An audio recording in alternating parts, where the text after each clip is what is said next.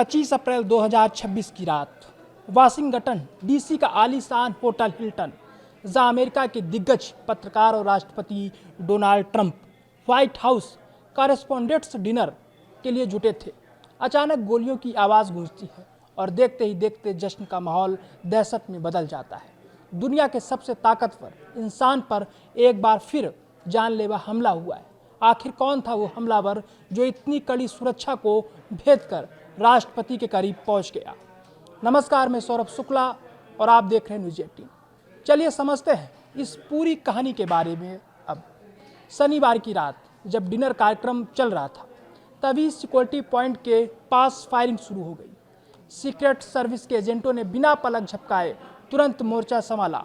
उन्होंने ढाल बनकर राष्ट्रपति ट्रंप को कवर किया और उन्हें सुरक्षित रूप से bullet proof high security car के जरिए व्हाइट हाउस पहुंचाया। राहत की बात यह है कि राष्ट्रपति, प्रथम महिला और उपराष्ट्रपति जेडी वेंस पूरी तरह सुरक्षित हैं, लेकिन इस मुठभेड़ में सीक्रेट सर्विस का एक जाबाज अधिकारी घायल हुआ है, जो फिलहाल खतरे से बाहर है। हमलावर की पहचान हो चुकी है। 31 साल का कॉल थॉमस एलन, जो कैलिफोर्निया का रहने वाला है। हैरान करने वाली बात यह है कि एलन पेशे से एक अध्यापक है। उसे मौके पर ही गिरफ्तार कर लिया गया है। अब FBI और CIA जैसी बड़ी एजेंसियां इस गुत्थी को सुलझाने में लगी हुई हैं। एक टीचर के पास अत्याधुनिक हथियार कहां से आया?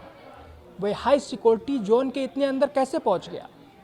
और अब सबसे बड़ा सवाल है, क्या इसके पीछे किसी विदेशी ताकत का हाथ है? ट्रंप पर यह हमला ऐसे समय में हुआ है जब ईरान के साथ तनाव चरम पर है। यह पहली बार नहीं है। इससे पहले 13 जुलाई 2024 को भी चुनावी रैली के दौरान ट्रंप के कान को छूते हुए गोली निकली थी। फिर सितंबर 2024 में उनके गोल्फ क्लब के पास एक हथियारबंद शख्स पकड़ा गया था। इन पिछली घटनाओं के तार भी कहीं ना कहीं ईरान से जोड़े जा रहे थे। क्या इस ताज़ा हमले का मकसद भी वही है? जांच एजेंसियां इसी फॉरेन कनेक्शन के एंगल को खंगाल रही हैं।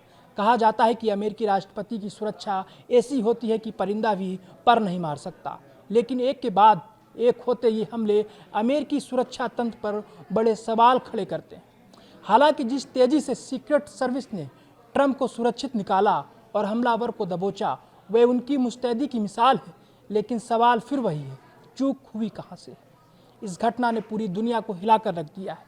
जैसे जैसे जांच आगे बढ़ेगी, कई बड़े खुलासे होने की उम्मीद है। क्या यह किसी व्यक्ति की सनक थी या कोई गहरी अंतर्राष्ट्रीय साजिश थी? कमेंट में ज़रूर बताएं।